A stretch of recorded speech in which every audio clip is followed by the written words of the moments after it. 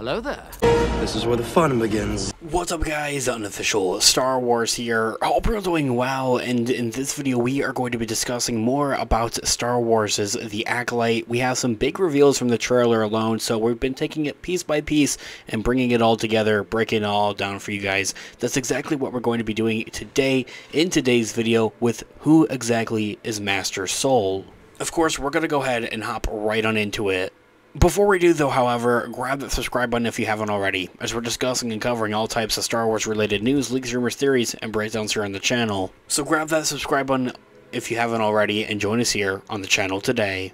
So, in this video, we are going to be taking a quick read from the Direct's article. I'll have their article linked in the description down below for you guys to check out there, as well as an overall garnering source. Who is Lee Jung-jae's The Acolyte character? Explained here. Who is Master Soul? Squid Game star Lee Jung-jae just made his Star Wars debut as The Acolyte's Master Soul. Set to release with a 2-episode premiere on June 4th, The Acolyte is Lucasfilm's newest live-action Disney Plus series, and the first one set within the High Republic era, an era largely unexplored on screen. In fact, this will be the first time in live-action to see this era. The Acolyte's unique timeline allows for an extensive cast of Jedi Knights, and among them is Netflix's Squid Game star Lee Jung-jae as Jedi Master Soul, also presumably one of the main characters of the show. So, who is he exactly? Star Wars has shared new information and even images of Lee Jung-jae's Jedi Master and what fans can expect from him in The Acolyte. According to Star Wars themselves, Master Soul is a wise and highly respected and powerful Jedi Master, and is listed as being 1.79 meters in height, in case that was important to you. However, during the events of The Acolyte, he's described as going through an emotional conflict during those events.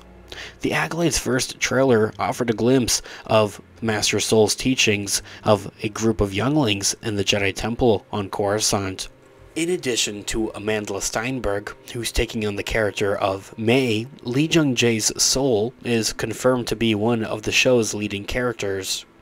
Not only are these two expected to work to team up to investigate a series of crimes throughout the show, but they also may have been former Master and Padawan as a team. This is something that we have been able to tell from previous reports, and well, even kind of Star Wars themselves, when they had initially officially confirmed and announced The Acolyte at Star Wars Celebration. So, this here all in mind, that's kind of all the base information and knowledge that we kind of know about this Jedi Master. Other questions about Lee Jung-jae's new Jedi though, however, as goes, from what was shown in the Acolyte trailer, Lee Jung-jae's Master Soul will have plenty of action and drama to face, as well as screen time, as he's going to be one of the main characters.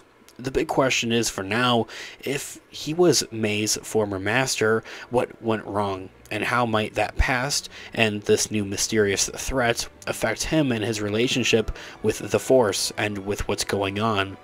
It's also worth noting that the Acolyte's time period is a golden age for the Jedi and for the Jedi Order, meaning that Master Soul likely has little experience with actually taking on the dark side or really fighting anything. And this goes for just about all of the Jedi out there, it feels like, as well.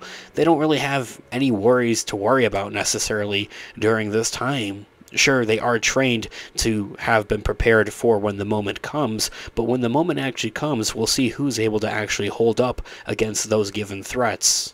A bit of a theory that I've had myself is that I don't think that Master Soul, or really any of these main Jedi characters, are going to be making it out of this show alive, for the pure given reason of a throwaway line from the initial Phantom Menace movie, of where it's mentioned that the Sith haven't been around for a millennium, meaning that no one would have known that the Sith were a threat during the events of The Acolyte, which takes place about 100 years before the events of the Phantom Menace or the Skywalker saga, meaning that nobody would be able to walk away or live those events to tell the tale. This is just one of my many different theories and speculations about the Acolyte thus far. I'll have another video going more in depth and more in detail about this later here on the channel. All the more reason to grab the subscribe button if you haven't already. Us Star Wars fans are more than sure to learn more about Master Soul as well as the Acolyte as the series release date approaches June 4th with its 2-episode premiere dates.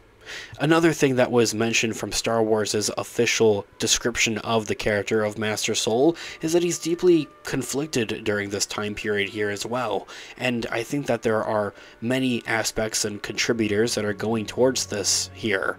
Of course, the given, of which we've already kind of discussed here, he seems to have a missing Padawan, who would be this presumed character of May, played by Amanda Steinberg.